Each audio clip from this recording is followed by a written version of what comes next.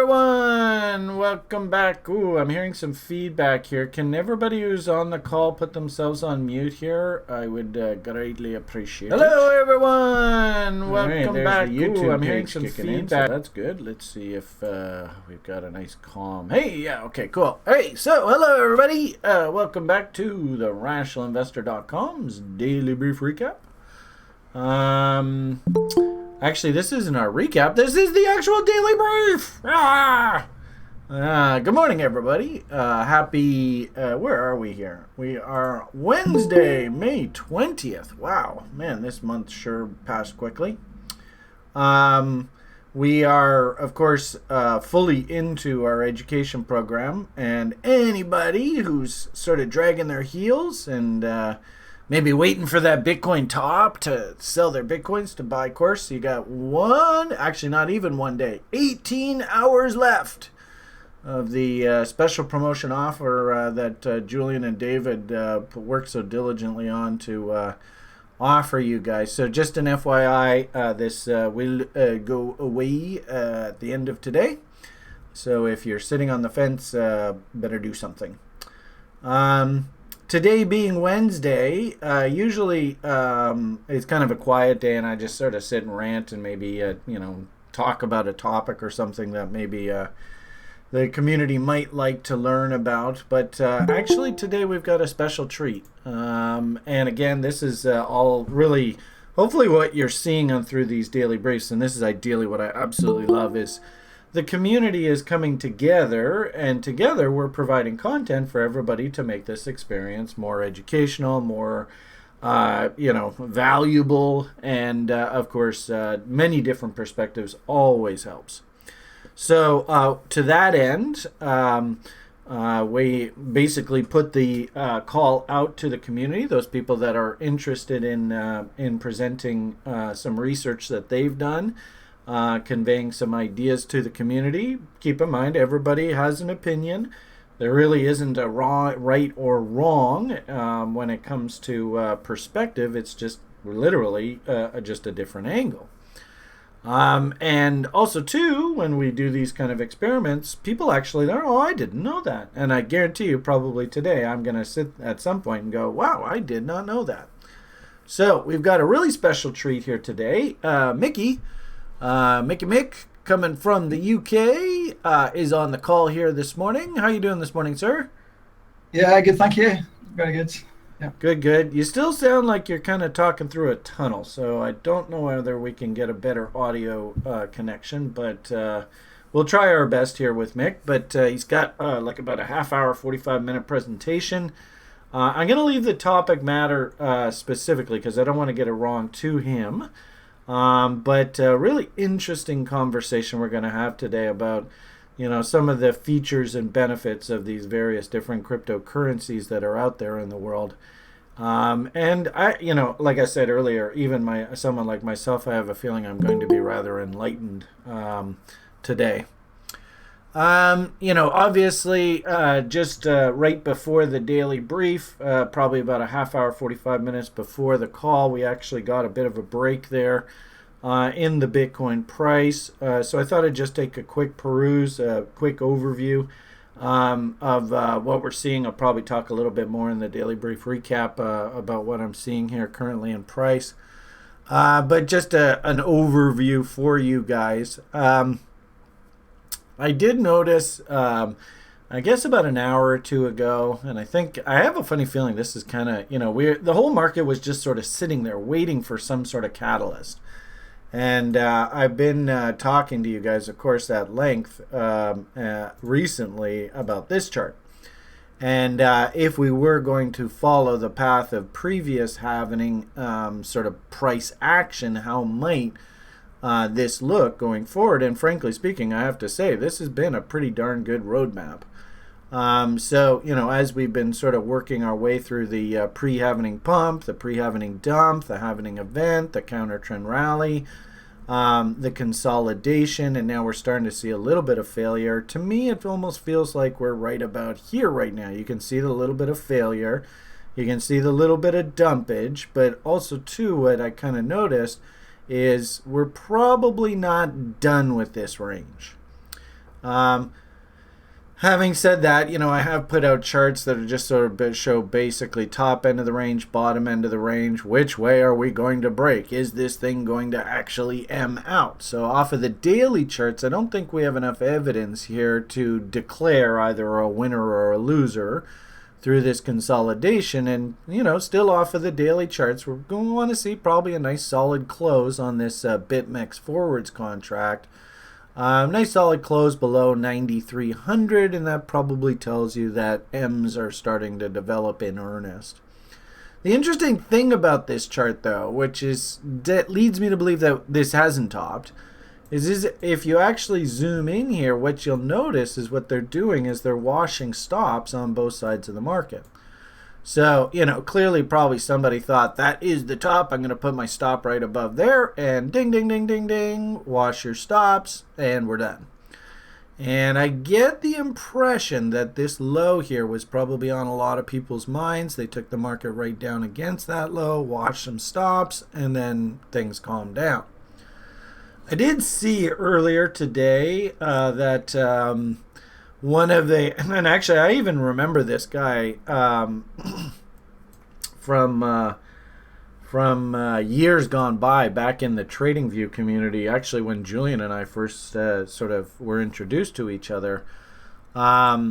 This gentleman right here, Actual Advice BTC, has passed away.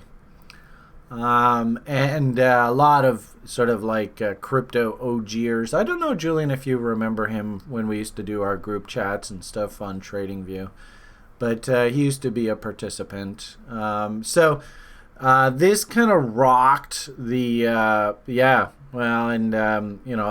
Kevin was telling me earlier, he's sort of what were the causes of death? That's sort of that's up in the air right now.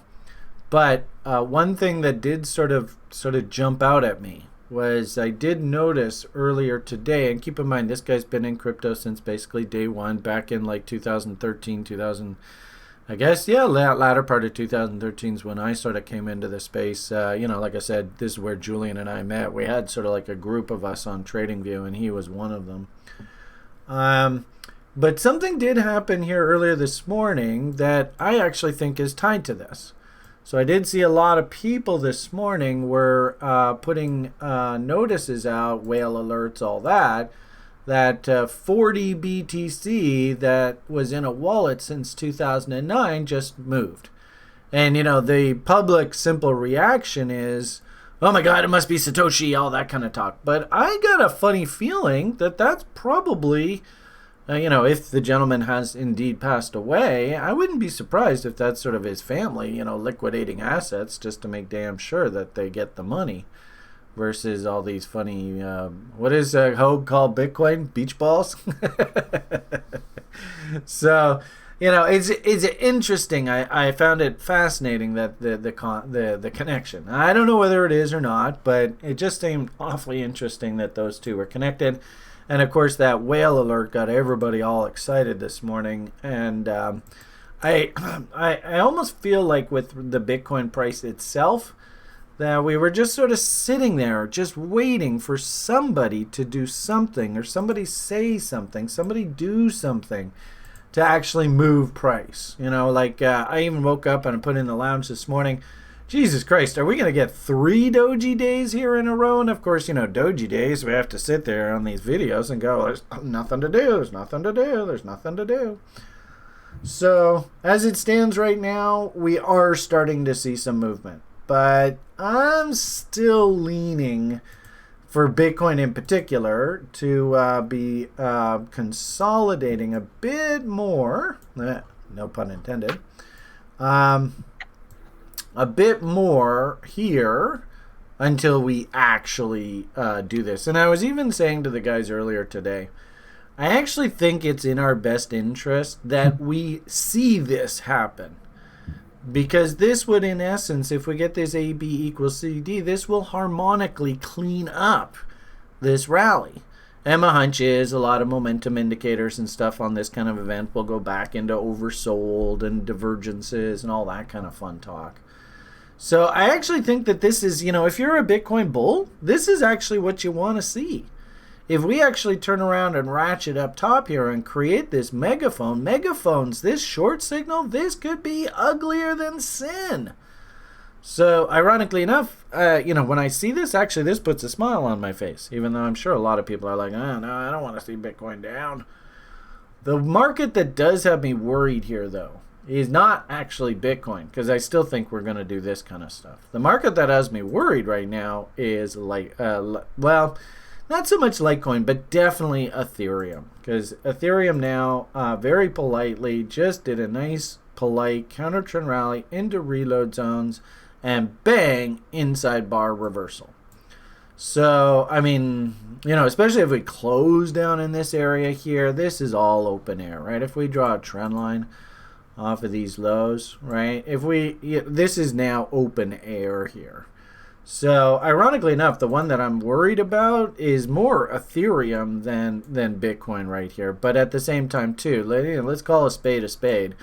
We're doing some serious technical damage. In fact, somebody on the site last night posted this, and I thought this was super cool because it just goes to show you guys are listening, which is totally awesome.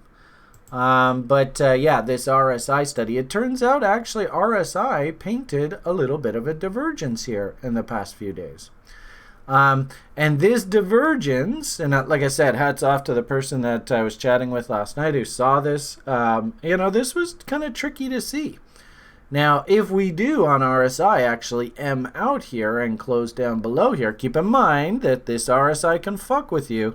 If we ratchet back up here by the end of the day and just make a big ass hammer, this M will disappear. But if the market does close down in here and RSI does M out here, that to me actually is a div. And then what that means is now that the div's in, we wait for market structure and we get our big fat sell signal. So there is technical damage being done. And of course, on an intraday basis, they just washed the highs. It looks like you can see on Stamp, they just washed the lows, stop runs, all that kind of fun talk. So I don't know whether I'm ready to say, yep, this is it, we're going to dump. This was all sort of liquidity hunt, stop run kind of stuff. But if the divs actually start confirming here now I get M's, then we start talking some serious turkey.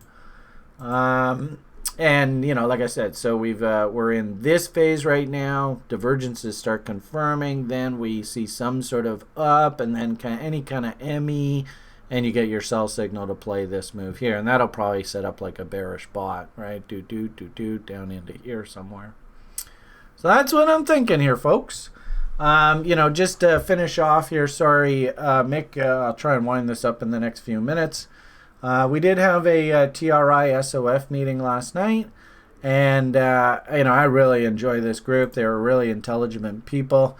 Had some fantastic, we just looked at a whole bunch of names. These are the names that Zach and I have on the books right now. It's not a hell of a lot going on here. But, if anything does move, we will trade. But some really great looking movement and actually, what did I want to show you? One of the names, this is a great one. This thing's just breaking out now, and I'm doing some chaos levels and 50% targets. We're having a lot of fun in the group, but one that was just hilarious here that Kevin even mentioned, and I even was out on YouTube public videos going, Kevin's such a rock star, he's picked this. And we looked at the chart, and I just said, holy shit, I got to go grab some of this. So I got a really nice treat here this morning. What's so ironic is that the 50% level is 302. Of course, that's where I have my next sell half on a double order. And today's high was $3. On that kind of violent move, though, my hunch is she's probably not done. There's probably going to be some exploration up here. Maybe yes, maybe no. But the long and short of it here, I don't have any risk on this position now. I love being in that position. I have no idea where the hell this thing's going to go. Keep in mind, this stupid thing, I'm not expecting this kind of stuff. That's probably on the the previous consolidation, whatever the company was before then. But exploration up into this area, totally realistic. Tag of this underside level, totally realistic. And you know what kind of market is right now. These guys, obviously, they say something about COVID and boom, off goes your stock. So anyway, got a really nice treat today, and that's sort of what we're doing in the stock market right now. So, I think that's about all I'll sort of say for the time being. I'll do sort of an overview of the broader market and, of course, mention this again through the Daily Brief recap. But like I said, we got a special treat here today. And I really want to, been looking forward to this. TRIW just broke out. All right, cool. Oh, TRT. Oh, did it? Son of a bitch. Maybe, Mickey, I'm going to have to go do a trade here. Oh, you motherfucker, you did. Well, I'm going to have to wait 45 minutes. Let's see if the signal's still there, Kevin. I mean, we're now stock junkies. Oh, and also, too, happy birthday to Ryan. He wasn't able to come to the meeting last night. From what I understand, he was face down in a ditch, but in a good way. So, happy birthday, Ryan. Yeah, I mean, geez, this chart looks like it's ready to go. This is another one of Kevin's. This Kevin guy, he's one hell of a stock picker, eh? Jesus H. Christ. Okay, let's switch gears now. Mickey's got the floor. Let's see if he can do a screen share. What do you think? You want a screen share with us? Okay, let's go for it. Are you hearing me okay, Brian? I've got a microphone in there. We'll work on it. If anything, listen to the video afterward, and if it sounds good to you, then maybe Brian's just hallucinating. But let's try our best. Okay. First things first, can we get a screen share? Yes. And we'll put all this fun stuff away, and we'll zip over here, and we'll go. There's the big M. Does he screen share? Here comes the screen share. Brian's got to hit his... Oh, no, I guess I got to hit a different button here. Okay, that should be screen sharing now. Whoops. That's the chat I'll use. There we are. Mick presentation. All right. So, I think just got to hit that F11. And you've got the floor, sir. Okay, thanks, Brian. Educate us a little bit. Can everyone hear me okay and see the screen, my Bitcoin screen I've got up? Yeah. Okay. Well, I assume that's good. Cool. So I just wanted to come back. I've been away for the last year working for a blockchain company, and I've learned a stack of stuff. And I just, as Brian's taught me to get, I want to give back in the same way Brian does. So here I am. So I've been working for over 20 years, been in blockchain for the last 12 months, and love going in every day. It's just the best job in the world. My motivation for being here is I want to see the adoption of Bitcoin, and I want to see less corruption in the world. So it sounds a bit cheesy, but there you are. So yeah, just get the small print out of the way, not financial advice that I'm going to give. The opinions in this presentation are my own. I'm going to talk about Bitcoin and make distinctions between Bitcoin Core and Bitcoin SV. So I'm not going to slag off any project. I just want to explain where the projects differ and explain a bit of what's happening in the Bitcoin SV world.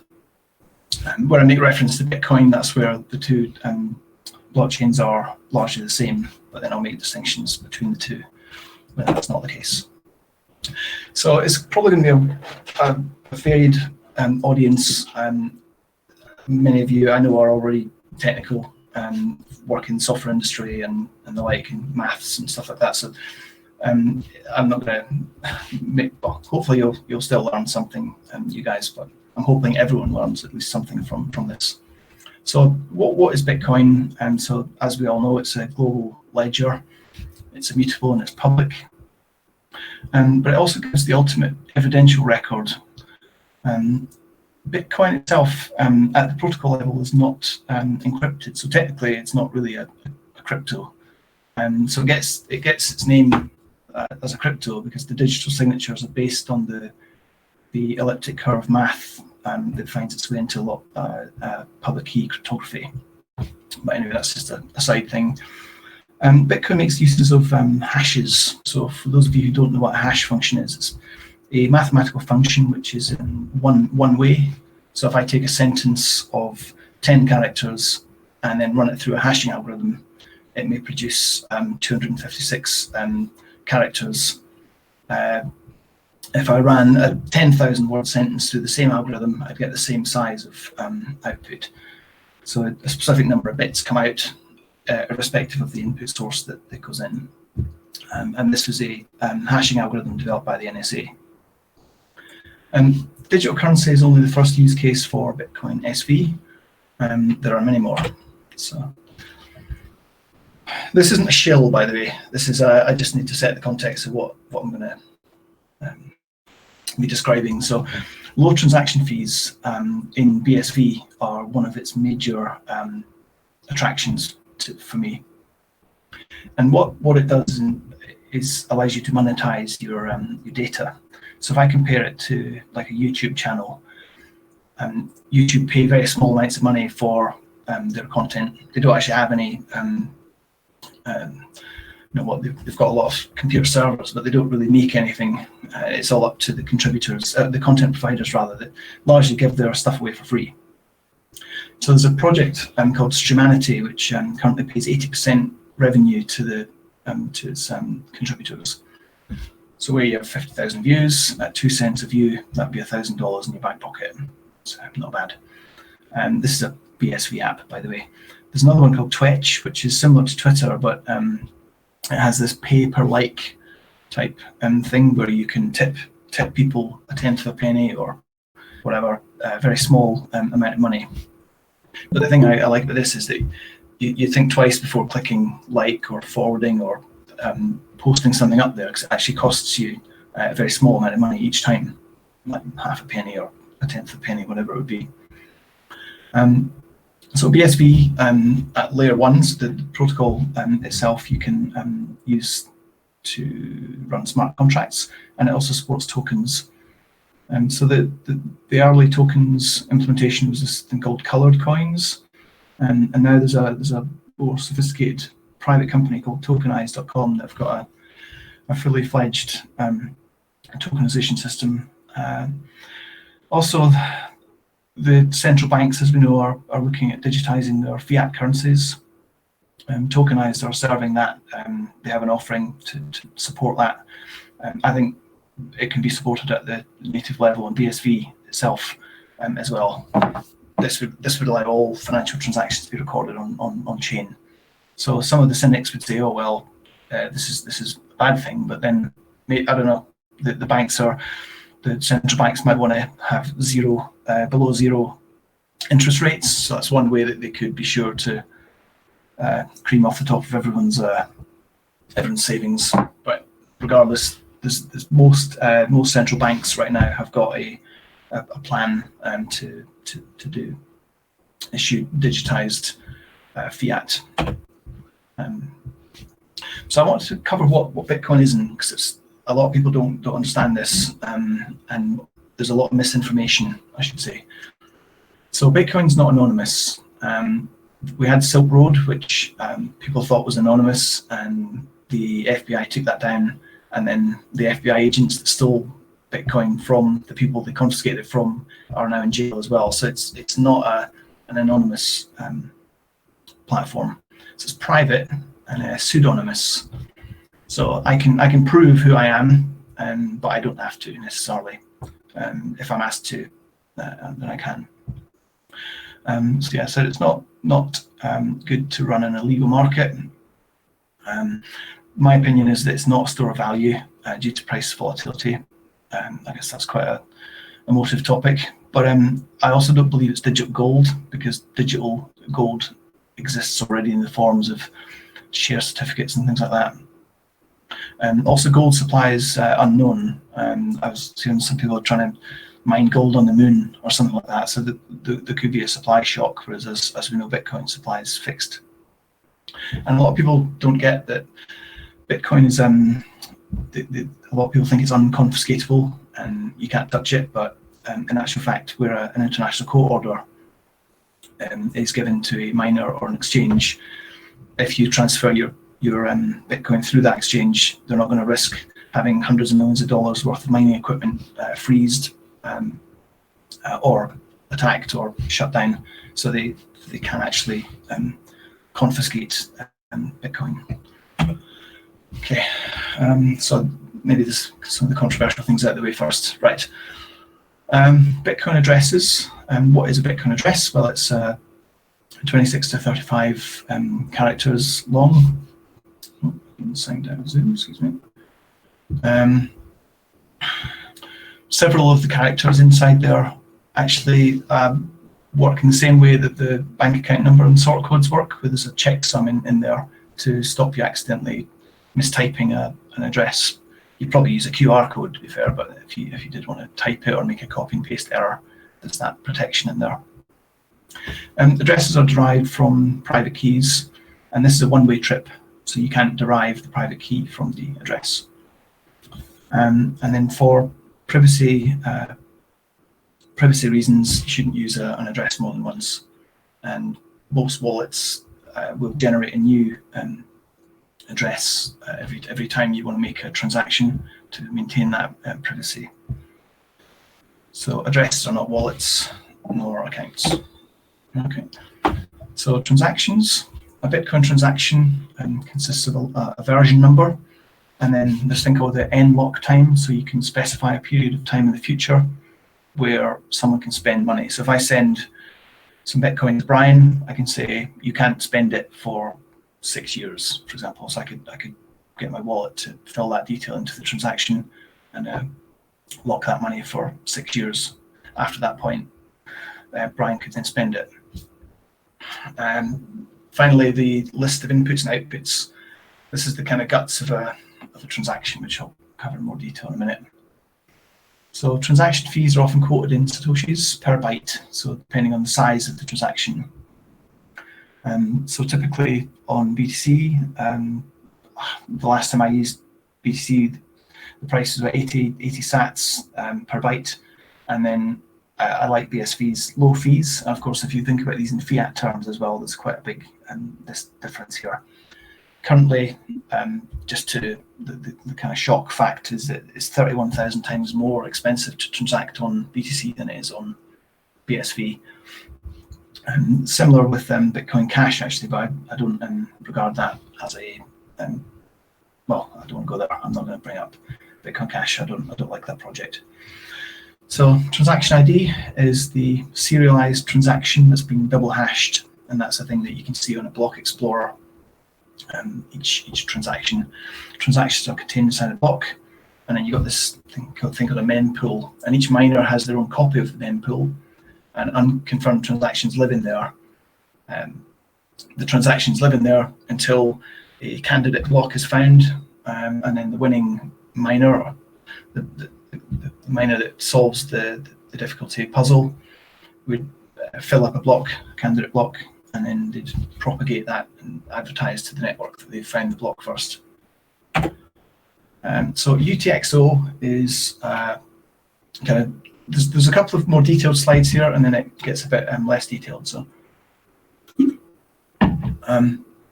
just to check I'm not talking to myself. And Brian, are you still receiving or someone just verbally confirm you're still receiving this? Okay. Right, thanks. I was just checking you weren't asleep, Brian. Sorry, just kidding. Right, so UTXO is unspent transaction outputs.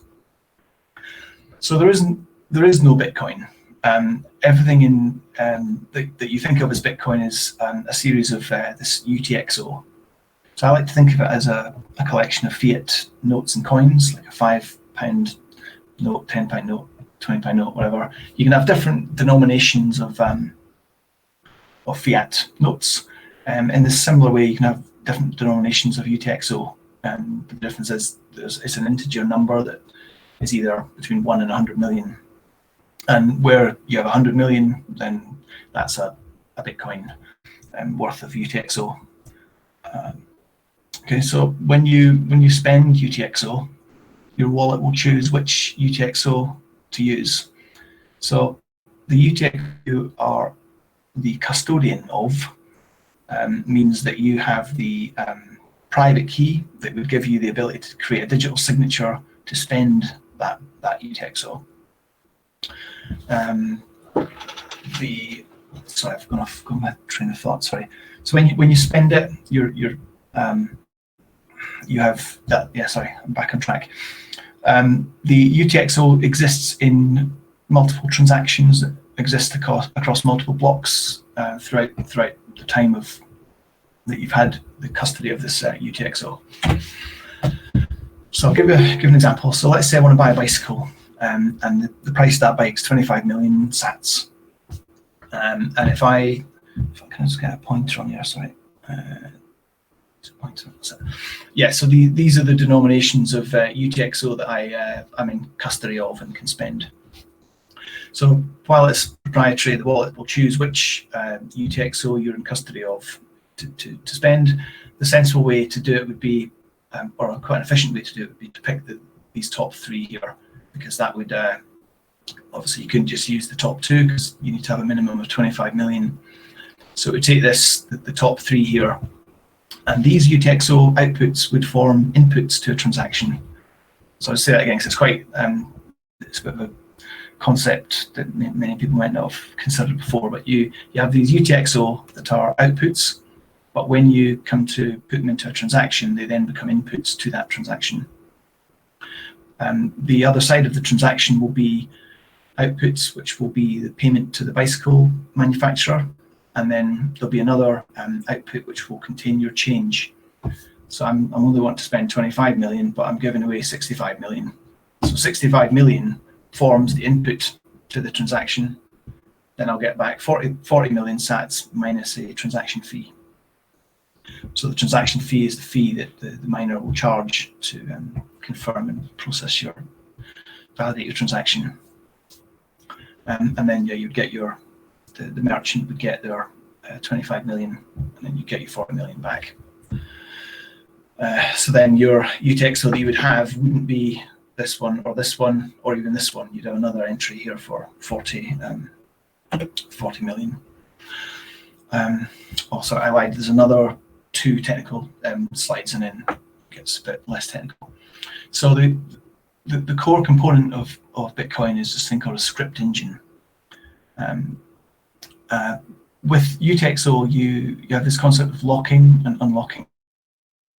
Locking script, where you transfer. So in the example I gave of me sending Brian a Bitcoin, I would lock that UTXO, about 100 million Satoshis worth of UTXO. I would lock it to his address. When he came to spend it, he'd use his private key to generate a digital signature to then unlock that UTXO when he wants to pass it on to somebody else or spend it. So this script engine enables the transfer of ownership of UTXO. Okay, so as I said, it's a central component. It's the real guts of the network of the protocol. Sorry. So you execute scripts which control spending, and this is where smart contracts can be executed.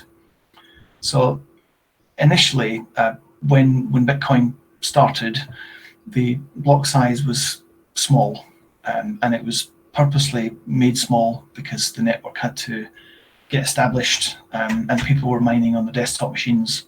So having a huge block wouldn't have worked, and it would have made it less secure and easier to overwhelm. So this was always ever a 1 meg block, and some of the early Bitcoin Core developers used to call for this to be increased. They weren't thinking as big as BSV thinks, because they were thinking of doubling it every couple of years. But that's not really great scaling, in my opinion. So smart contracts, so a typical size. I was looking through one of the block explorers the other day, and I couldn't find anything more than 10 kilobytes of a transaction size. So you can't really fit a smart contract in there. And yeah, I said it, small blocks were only ever meant to be a temporary measure. Yeah, so we've got locking and unlocking scripts. I said this bit already, didn't I? I can lock UTXO to Brian's address, and then he can unlock it when he wants to spend it. Yeah, I think I've actually covered all this slide. Yeah, okay. So decentralized. I just want to define what decentralized is in my book. and that of the SEC commissioner, and she's called Crypto Mom, is it Hester Pierce? She defines it as the power doesn't lie within an individual or group to take control of the system. So this, the issue with, I'll use Bitcoin Cash as an example just to save starting any fights, but if we take Bitcoin Cash, they've got this 12% fee that they're trying to mandate that their miners pay. So they're forcing it upon them by making a protocol change that they've tried it a few times. I think last week they actually did they're now on a 6-monthly hard fork where they're pushing through changes to the protocol, and yeah, the miners are having to pay 12% of their block reward as a fee to then subsidize the development team. So in my opinion, that's not a very good business model.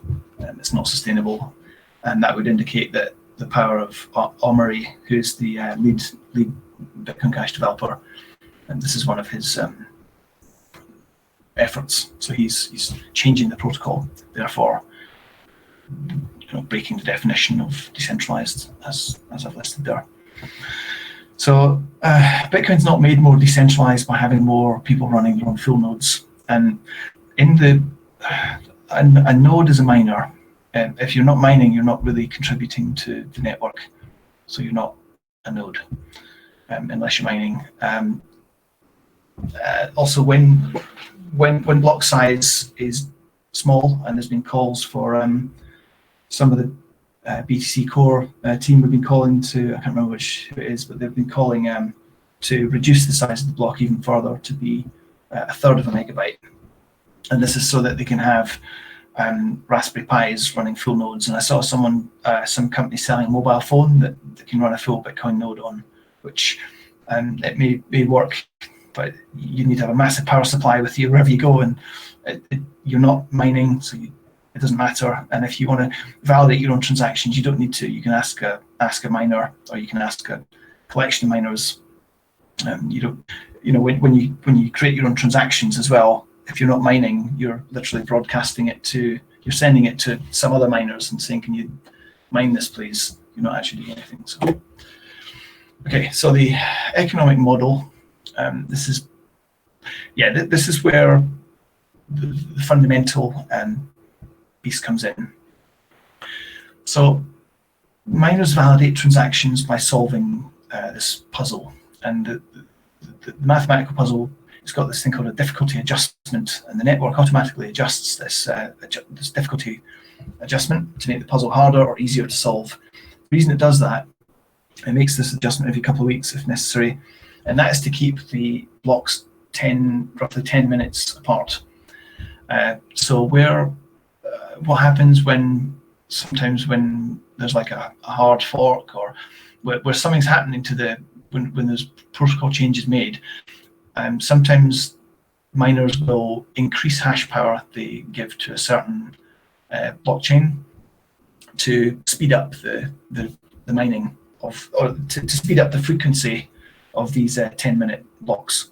So they might want to do it so that it falls on, they don't want to be doing an update at like 3 o'clock in the morning. They might want to do it during working hours. So they speed up the hash to speed up the frequency, because these events happen on block height rather than a specific date and time. That's how you can, sorry, I'm going off on a tangent. So yeah, the miners solve these puzzles, and then they're relying on the block reward, which has made up the vast majority of the miners' rewards up to now. And then they get a little bit of a transaction fee as well. But as we know, what happened recently, we've had the halving. So Bitcoin SV and Bitcoin Cash did a halving about 6 weeks ago, a month before the Bitcoin Core halving. So now the reward is 6.25 Bitcoins. So as I said, the miners get the bulk of the reward from this, the bulk of their remuneration from this block reward. However, this relies on one important thing, and that is the price doubling every 4 years. If it doesn't, then the miners are running at a loss, And what often happens is the miners play this last man standing game, where if they want to price someone out of the market and effectively destroy their competitors, they will continue mining at a loss for however long they can to try and force other people into going bankrupt. And there's quite a lot of public companies that are running mining operations who are, I think, in difficult position, because when their investors understand that perhaps if the price that they rely on is not behaving how they need it to behave to remain profitable, then they may pull their money out, and that doesn't end well for those miners. So BSV, on the other hand, are doing this. One of the miners that I'm in contact with, and actually have been working with, they're now transaction processing. They don't identify themselves just as miners, and they're focusing on their vision is that as the block reward halves further, so in 4 more years it'll be 3 and 1/8, and then subsequently every 4 years it'd be reduced even further by half. Without transaction fees going up, Bitcoin Core is going to have a challenge, because if the Bitcoin Core price does not double every 4 years, then there's a mathematical problem there. Transaction processors, on the other hand, are looking at switching to get most of their remuneration from transaction fees. And the transaction fees that I've just shown this chart, so if we do our visual trend lines here, this is showing the transaction fees in Satoshi terms. So the yellow Bitcoin Core it's remained largely the same. I mean, there's peaks and troughs here, but similar with Bitcoin Cash. But there's a downtrend of the Satoshi's network fees to use BSV. That's the line in red. And then there's another. This is the website, by the way, because you probably want to check this out. It's called coin.dance. It's got a lot of charts. There's quite a lot of other charts like this as well. And then it's showing you the average block size by, in fact, it's got kilobytes and up to megabytes. So this is on the mainnet. And just for those of you, just for information, there's different networks. So there's each of the Bitcoin chains have got a similar setup. They've got what's called testnet, mainnet, which is what we all use when we buy and sell. And then there's also SV have got this scalability test network as well, and that's where we're seeing really large blocks being worked on. Right, altcoin. This is the kicker for me. Ethereum was, in my opinion, was created as a workaround to the 1 meg block size of BTC. Smart contracts are supported, but Vitalik saw that the opportunity was there.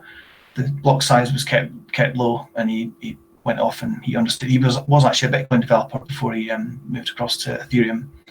So yeah, he saw an opportunity and he took it. And then the ERC20 craziness happened shortly after Vitalik set all that stuff up. But what gets me is that Vitalik admitted recently that Ethereum was full up. Now I'm thinking, if it's full up, in fact, another issue I have with sorry, I don't want to slag off Ethereum, but I think one of their challenges is that all of their nodes have to run every single smart contract. So from a scalability point of view, I've got a concern there. But anyway, I think they're working on somehow trying to fix that. I'm thinking a lot of these ICOs that we've seen. I've been burnt quite a bit with buying shitcoins. They aren't actually projects that get delisted.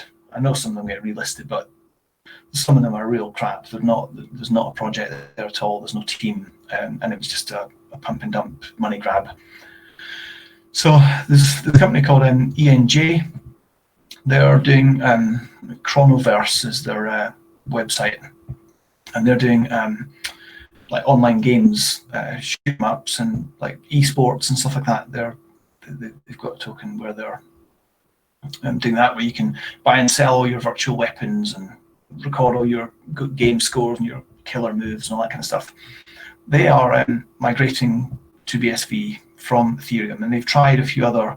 They've tried EOS. They've tried a handful of other blockchains, and one of their tweets recently said that they think they've just wasted a couple of years by trying every other network, and now they've moved to BSV. So it's my belief that more and more ICOs will migrate to BSV when they see that it scales and its cost. Believe me, guys, I'm really not shilling BSV there. I genuinely am not, but I do want to explain where I think it is actually a good thing for humankind, and this all comes from this earn and spend type economy. So hodling isn't really in its roadmap, if you like. So something that really bugs me is when in like fake news really irritates me. I'm fed up reading it, and I'm fed up reading about alleged attacks that happen on places around the world, and there's not actually any evidence that it happened, and inspectors aren't allowed to go to places, and it's just you don't know who to believe. And there's a way you can fix that by having a fake news busting app. So where you've got citizens in a war-torn country, for instance, if there is an alleged attack, if they make a geo-time-stamped transaction saying this happened around the corner from my house, or shit, as another one before the whatever hits their house, and then more and more people start reporting the same thing. So this isn't journalists, this is just you and I, this is just people in their houses just going outside looking at what that big hole in the floor is and saying, oh right, there's been an attack. Where they can use that and make very small, like the cost of making these payments is minuscule, and news agencies can actually pay contributors for that. And where the agencies are paying these guys, it could only be like a few quid, a few dollars. It doesn't have to be a lot, but there's a lot of cases like that I think are enabled with low fees. Social media as well. A lot of people, and before the show, I had my camera on. I was like saying hi to Brian and Kevin, but just like previously, it's my choice not to have my face on camera. But in fact, a few of you know me anyway. But never mind. The whole ID thing. I don't have a problem linking my ID of my Bitcoin wallets to my identity, because it gives me protection. So if my wallets are stolen or my money's stolen, I've got some recourse. Without that, I don't think identification is a bad thing when used properly. You can have degrees of encryption as well, so that only whoever you choose can see certain levels or layers of your personal data. So, for example, if my ID was on chain, when I check into a hotel, I don't need to tell them my social security number or something. I can tell them just what they need to know: my name, my address, and my shoe size or whatever. But you can have varying degrees of privacy that you can lock with varying degrees of encryption. Okay. A couple of other ones is like reviews. You can get, if you're incentivized to put a decent review out there. A lot of the reviews that I read on, well, there's rumors of all sorts of reviews. There's not really any comeback. You don't know who's making the reviews. And then where someone's actually paying and has their ID linked to their payment wallet, cyberbullies who, someone went around recently, this idiot's getting kids to kill themselves by playing this silly online challenge thing. These people need to be stopped, and without well, anyway, you get where I'm going with that. Right, so some specific examples. So these are two public companies that you can check out. There's a company called Unisot. It's an acronym for Universal Source of Truth. and they're in the luxury fish produce market. So they've got a load of trawlers that go out and catch fish, and they've got this app where the fishermen can say, yeah, I caught this fish at this time. You get what you all know what supply chains are. What's interesting is that the refrigeration units have got like a optimal temperature. So let's say they have to be under 7 degrees Celsius or something, or 5 degrees Celsius, whatever. When the refrigeration unit breaks, it can report by writing a transaction to the blockchain that it can report on its temperature. Every hour it could write a transaction saying I'm 5 degrees, I'm 6 degrees, whatever. If in the supply chain someone gets food poisoning, you can trace all the way back and find out, did the person that was working in the refrigeration unit, did they lie about the temperature? We can check because the refrigeration unit made a transaction. And so it kind of makes suppliers more honest. All this stuff is really achievable with minuscule transaction fees. And finally, this is a really exciting one. Personally, if you've got Netflix, there's a film called The Pharmacist. Some of you might have seen it. Skip the first episode if you don't like sad things, because it's really tragic what happens to this family. But the second and third and 2 or 3 parts to it, they talk about the opioid crisis. So opioids, for those who don't know, is painkillers, methadone, I don't know, paracetamol, aspirin, whatever, morphine. So these are painkillers. And when in the US, and this data is quite old actually, I've not got a recent figure, but a couple of years ago, I think the toll was like 200 US citizens die every day from these opioid overdoses. And the problem is that you got like each hospital's got their own database, the dentist's got their own database, the pharmacists have all got their own databases. So that's what the IT folk will know as like a data silo. There's no one public place to store all this stuff securely until now. So what EHR Data are doing is they're putting opioid prescriptions for all of North America onto the Bitcoin SV blockchain. So it's currently in proof of concept stage at the moment, but it's at a very good place right now. And then obviously we'll be seeing what they do when they start scaling it and seeing where they go. So obviously they don't want to stop opioids. Incidentally, that's 400,000 transactions a day just for opioids in North America, and that would be billions by the time you add up, what billions for that particular business over the course of over years, or months, whatever. But then as more and more companies see that this is a worthwhile thing, then they could follow suit. And that's how I envision Bitcoin SV growing by transaction volume. Because in my opinion, Bitcoin is a commodity, and commodities get their value from usage. So oil drives cars and planes and trucks, whatever. When the demand for oil dries up, as we've seen, the price doesn't like it. So as there's more demand, price goes up, and it's used. Right, a couple of slides left, guys. Let me check my time. Hope I've not been over. So yeah, thoughts from me would just be obviously fact check what I've said, if you like. And to all developers out there, we need to build upon and keep building upon Bitcoin. I'm very aware of the development that's going on in the Bitcoin SV world, less so of the Bitcoin Core development world, just because I'm not so focused in there right now. So yeah, as I said, utility drives price, transaction volume indicates price, utility, beg pardon. I don't think hodling's good. I read recently that 11 million of the, what's out there, 19 million circulating supply of Bitcoins, 11 million BTC have not moved for 12 months. So that's clearly being hodled.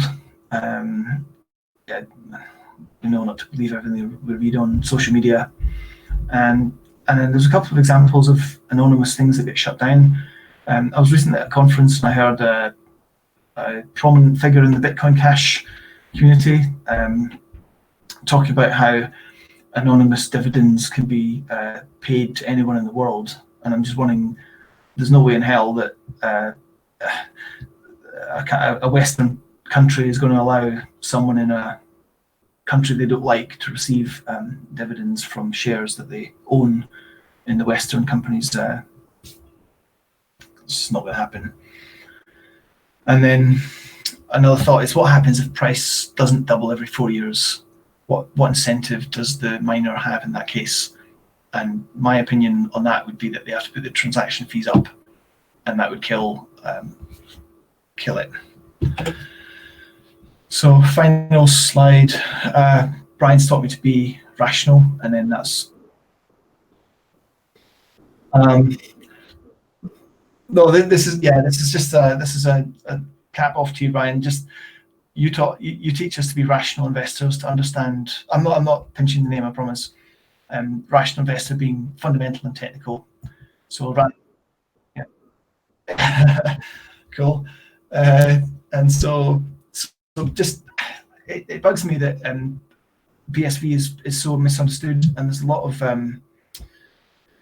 bad misinformation out there. That's a separate talk.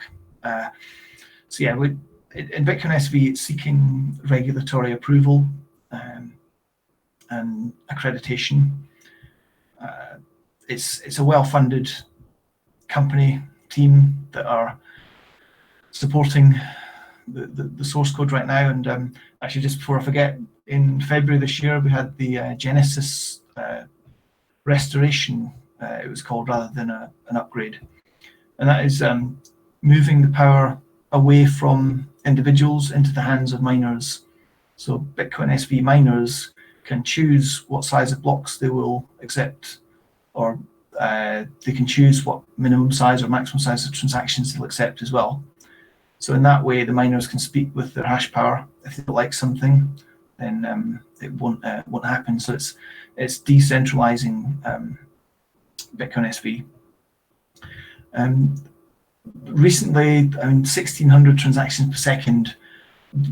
BSV mainnet does not break a sweat at that kind of throughput, and I've seen multi-gigabyte blocks running for like 12 hours without any issue. And a recent one that came around was this 63,400, whatever, you can see the number 643. That's the block height of a recent block on BSV. It was 300 meg in size, and it had 1.2 million transactions in it. That was actually a batch of transactions that came from a social media application, and that went through. That was mined by Tal Mining. Actually got that one. So yeah, I hope I've given you guys some thoughts to take further research, or I'm also happy to answer any questions if you have them. I've also got a final slide with just some resources, just with some links and some references that I used in the talk. And then the final thing for questions, and then I'm just going to shell my affiliate link if anyone happens to be using 3 commas or signing up. But yeah, shell over. But yeah, please, any questions? I'd love to answer any questions you have. Yeah, just all my half on doubles and stuff I set up on that, so I don't have to worry about it.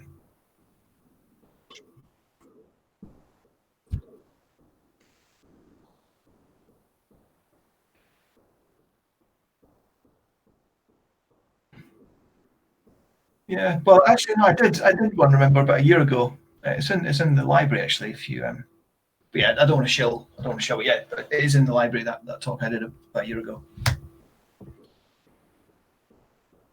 Yeah, that was using 3 commas to run like a bot setup.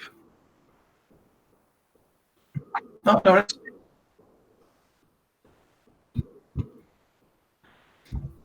yeah. Is there any questions, or yeah?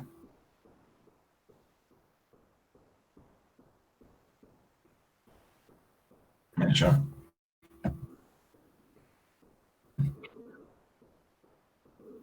Mm-hmm.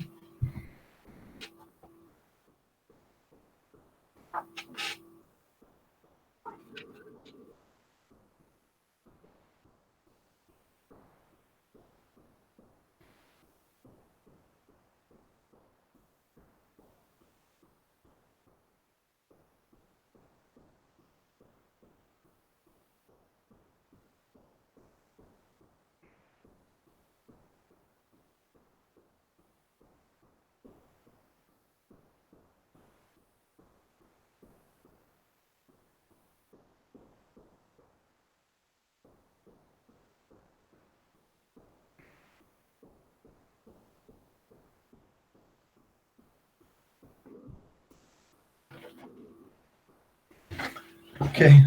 So I can. Oh gosh. Right. So I get what you're. I understand what you're saying, and in fact, before I got involved in BSV, I didn't. That put me off even opening the book to learn about it. But I'm glad I did. Um,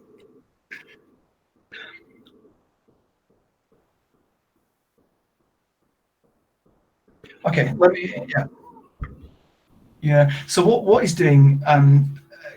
He came off Twitter about a year ago, and he posts a lot of stuff on Medium. He's got his own blog site as well. And if you take some time to read some of those blog posts, the the level of detail and the complexity that he talks and the vision that he has, and I've spoken to him personally several times. Um, he's a prickly character. He has autism or Asperger's, beg your pardon, which means that he's able to bat off a lot of flack that comes his way, and he's had a lot of really. Sometimes people have attacked him on stage without actually listening to his responses. And if you watch back some of his videos from over the years, his message has been consistent all through.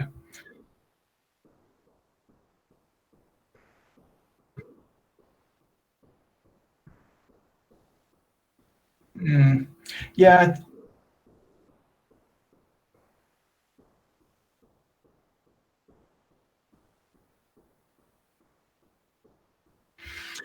well, without him, there would be yeah.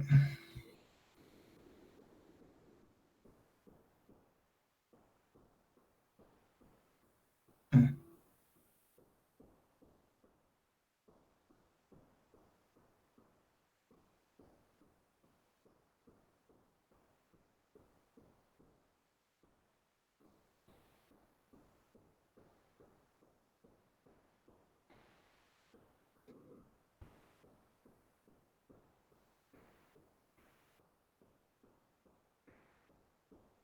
mm.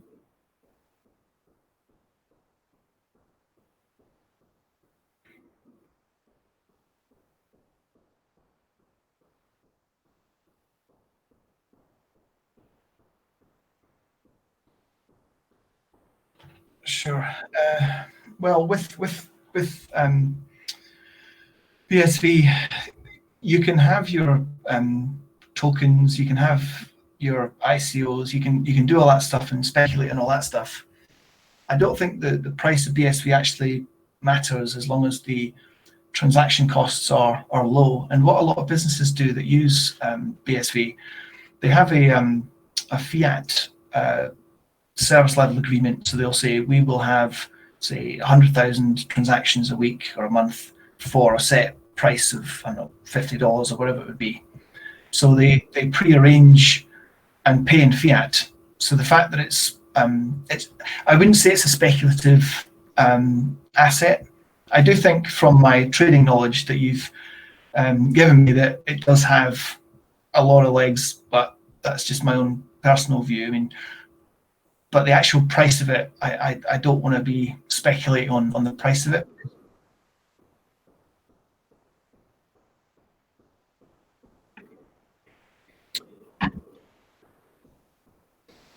No, no, it's the fixed supply, the same as well.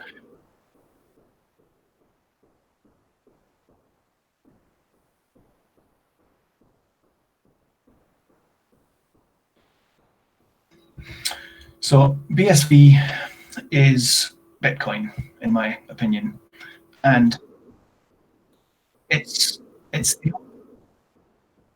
it's and if you look at the white paper, it's only 7 pages, but if you look at the white paper and read through it, it explains clearly what the vision is, and Bitcoin Core and Bitcoin Cash are they're moving towards anonymity features. So Bitcoin SV is about transparency. It's about high volume transactions, low fees, and yeah,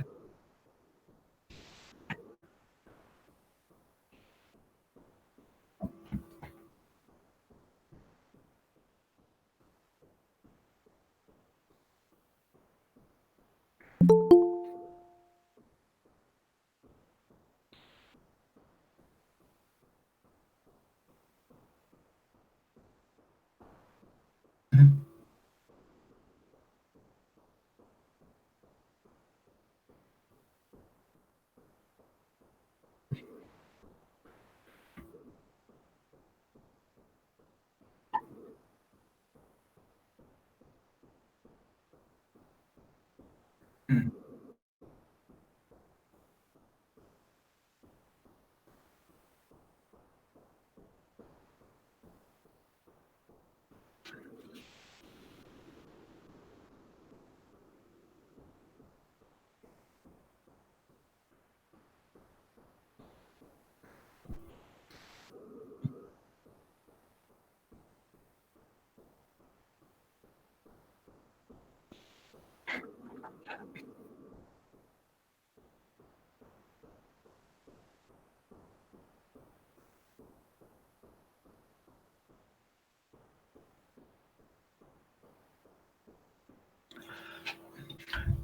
It's a good point. I do. I yeah. He's like super smart, and the whole vision. Like speaking to him on the several times I've spoken with him, he is light years ahead of us on any thinking that I've ever had, and it suddenly takes days and days go by before I go, oh right, that's what he meant. And it's like the guy is super smart. I'm not, but yeah, I take your point. It's an issue, but he doesn't do he doesn't get involved in these kind of spats on Twitter anymore. It's just a waste of time.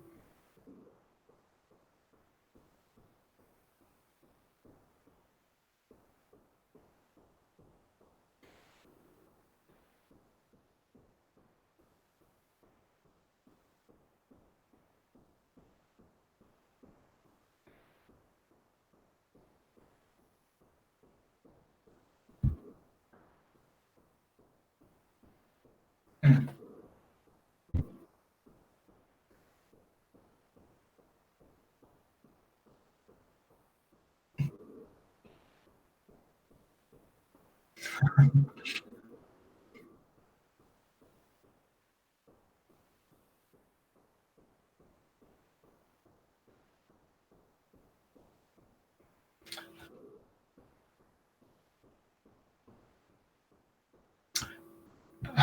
No, I mean where BSV is going. There's a technology called MetaNet, which you can use the native transactions to store like your entire file system or your website or something. You can version control your entire file system on your computer with this using this kind of using the HD wallet hierarchical structure that exists already. And yeah, and transactions can be can contain smart contracts and the like.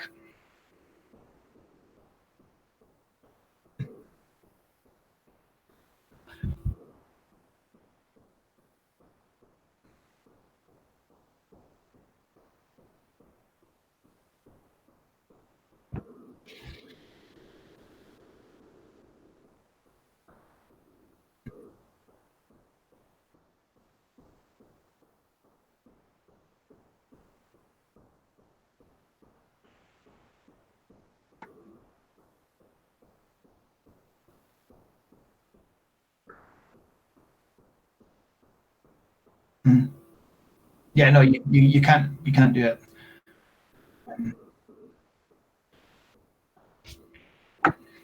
Just out of interest, Brian, because a lot of people get really annoyed when they hear about patents and things like that. And Vitalik recently said, if you have patents, then you don't understand blockchain.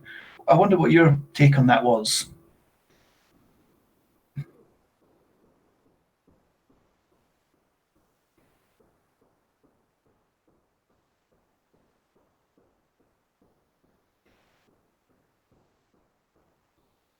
Yeah, because just to, I mean, maybe to answer my own question, but just to make you aware that patents are good for 20 years, and Bitcoin SV has a BSV license, which means that if you are building anything, you can use the these this intellectual property for free, largely, as long as you use the BSV network. So that's a way that we're trying to build the BSV network.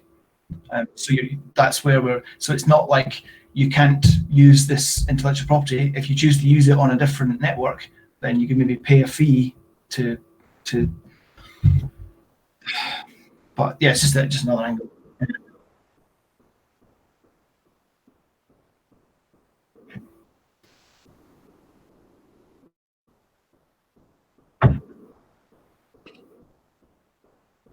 Yeah.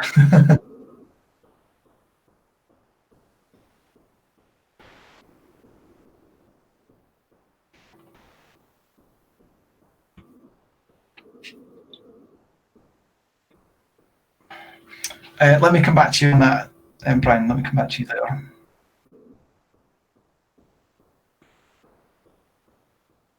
Yeah, let me sort something out.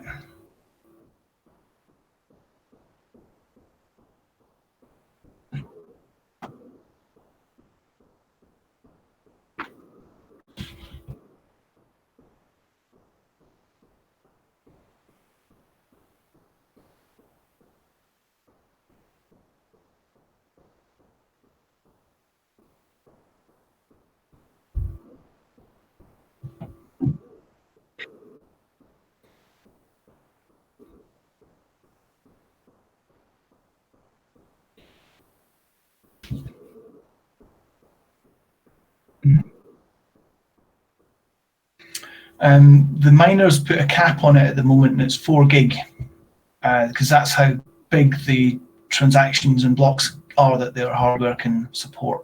But yeah, there's configuration parameters where they can increase that if they can handle that. So yeah, that's why it's the decentralized thing is exemplified there, so the miners can up and reduce that level whenever they want.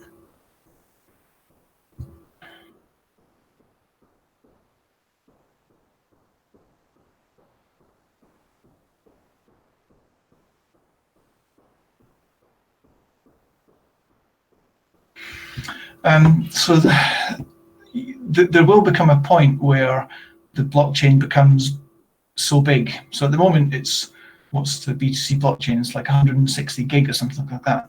When you use when BSV gets so big, yeah, I mean Bitcoin from the white paper, it was never. I'm not sure if it explicitly says this in the white paper, but the vision is that Bitcoin was never meant to be run just on people's home computers or GPUs or mining rigs in the basement.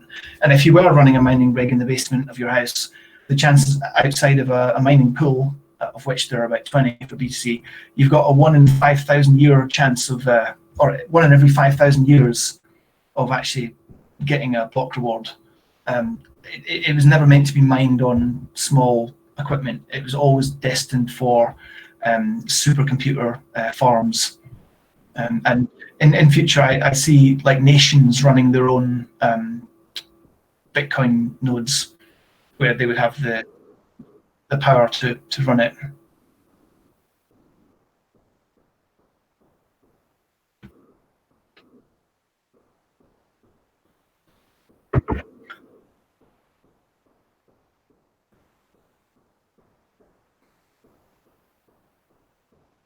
Well,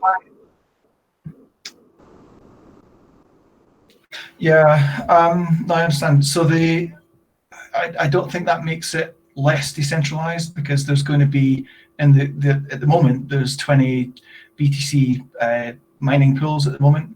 So the fact that they're in different people's basements and whatnot, it doesn't really matter. If you switched off your bedroom basement mining unit, it would have very little impact on the overall hash of the pool. The fact that you've got tens of thousands of people running their own full nodes means that upgrading is difficult, because all these people have got to upgrade. But with BSV, the protocol is now set in stone, so there's not going to be any more upgrades. That's it.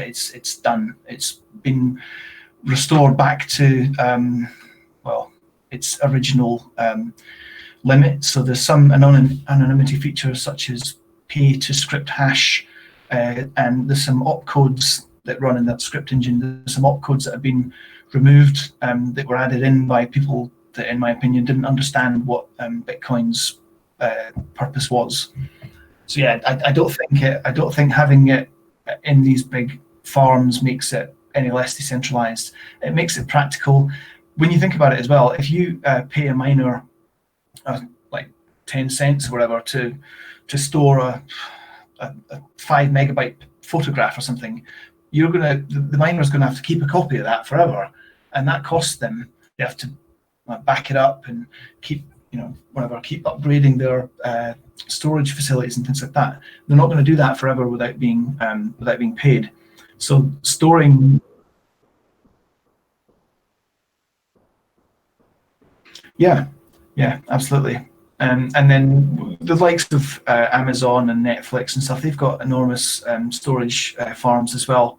So yeah, it could be that some of these farms, some of the actual data is stored off-chain, but then it's protected because there's multiple copies of the data around the world, and there are lightweight clients that you can use to query that data. And incidentally, you've just made me think that a lot of exchanges are finding that because the BSV blockchain is growing, they think that they need to run a full node, and as the cost of running a big box gets, as it grows, they're moving towards using these lightweight, it's called SPV, if you want to look it up in online. It's a simplified payment verification, where you don't actually need to have the data, but you can use the Merkle proof.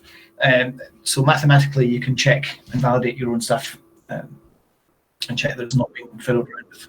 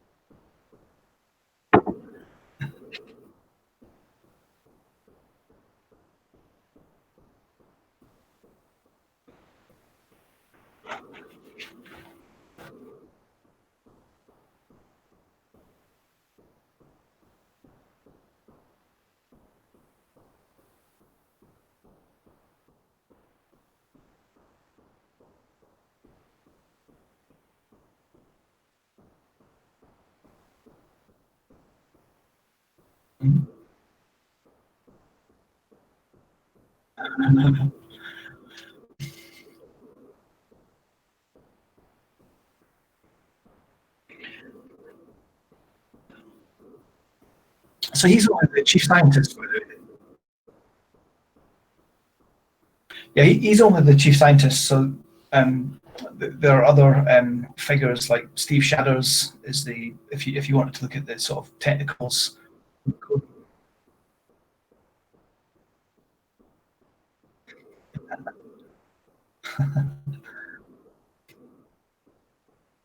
Yeah.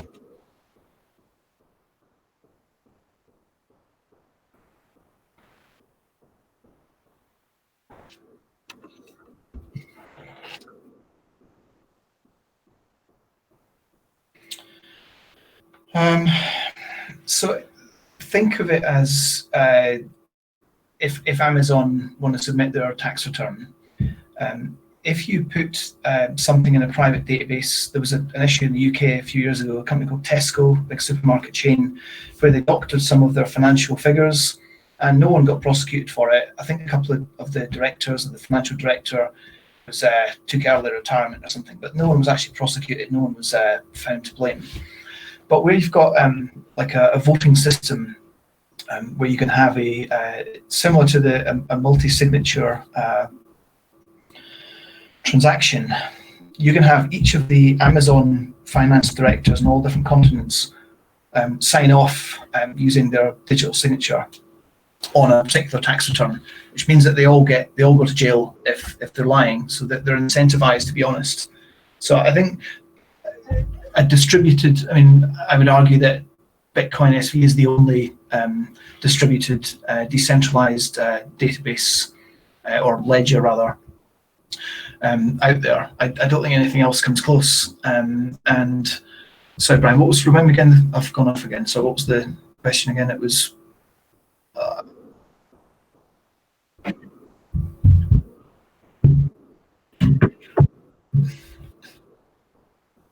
Yeah. Okay. So it's just that it makes people honest.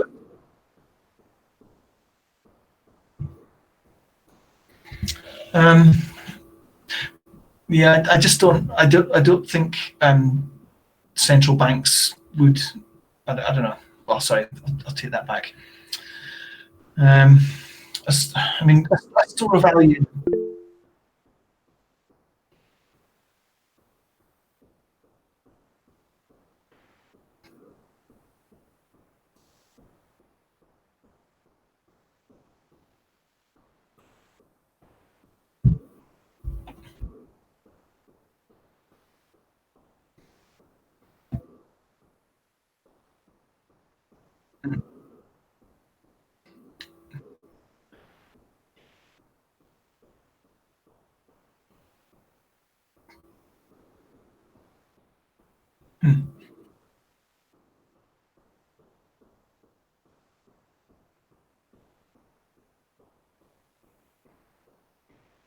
Not, not at the moment. I mean, why should there be a store of value? It's not. It doesn't. It's not meant to be. I don't think it's meant to be a store of value. It's meant to be a utility to use and spend and make people honest. And from like whether you believe Craig Wright's got all these degrees and doctorates or not, check it out. I'm sure it's public information. You can search if you want to check it. But he's very much.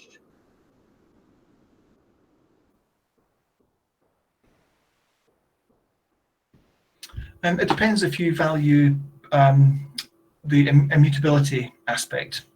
So I think Bitcoin SV's view is that there can be one blockchain or none. There can't be more than one, because otherwise you have Amazon would put their dodgy accounts on one blockchain, the naughty one, and then on the clean one they'd put what they want the public to see. So yeah.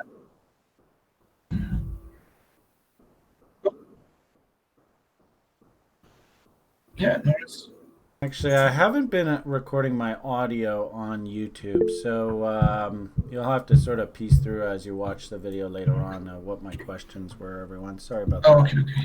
But really, everyone was here to listen to you, sir, so I thought you did an excellent job. Sure. So, Thanks so much. if you do have further questions, your username on the site, maybe you can just post hi everybody in the lounge so that they know who you are. Be nice, everybody. Yeah, okay. Well, no, I mean, there's no doubt about it here, folks. Mick's done a very good job.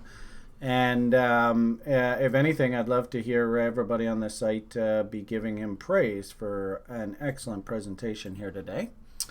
As we've said repeatedly here, our number one job is just simply to have an open mind and just listen, right? And maybe learn something you didn't know about before. So I thought you did an excellent job, sir, and thank you very much for your contribution here today. You're welcome. Welcome. Thanks. I would like to know whether we could have some sort of maybe just like take cut and paste or something. You don't have to have direct links to anything. That the PDF that you did, if you could share something out of that, I think it would be totally awesome. And I'd also, Kevin, if we could, maybe we could even just splice this presentation up and throw it in the library for everybody, because I thought it was very, very good. Yeah, I'll sort something out, Brian, for you. All right. Thank you, sir. And hopefully maybe we hear more from you down the road. I thought, as an initial sort of kickoff, let's give this guy a chance. I think he did pretty good for you. What do you think? Everybody give Mick a big round of applause here. I remember on these Hangouts we used to have the little sound effects and stuff you could do, but I'll just go, yay. Thank you, Mick. Sure. Okay, so message really hasn't changed as we've been chit-chatting away here. So let's watch for a closing level here on this BitMEX. Probably below 9,300. We'll be sort of like, oh boy, we're in trouble. Wicks and tails like to be eaten, so for the time being, top of the wick here from 2 days ago, up at 99.79 here on MEX is probably areas of resistance. And even this morning's low here, 92.73, right up against that 9,300 level. That's probably support for the time being. Other than that, I think we'll probably wind up the call. Excellent job, everybody. Thank you so much, Mick. Thank you, Kevin, of course, as always, being my right-hand man, making sure we're driving the bus straight here. And we'll look forward to Julian and the baby powder report tomorrow. All right, everybody, have yourselves an awesome rest of your day. All the best. Mickey, you want to take us out of here?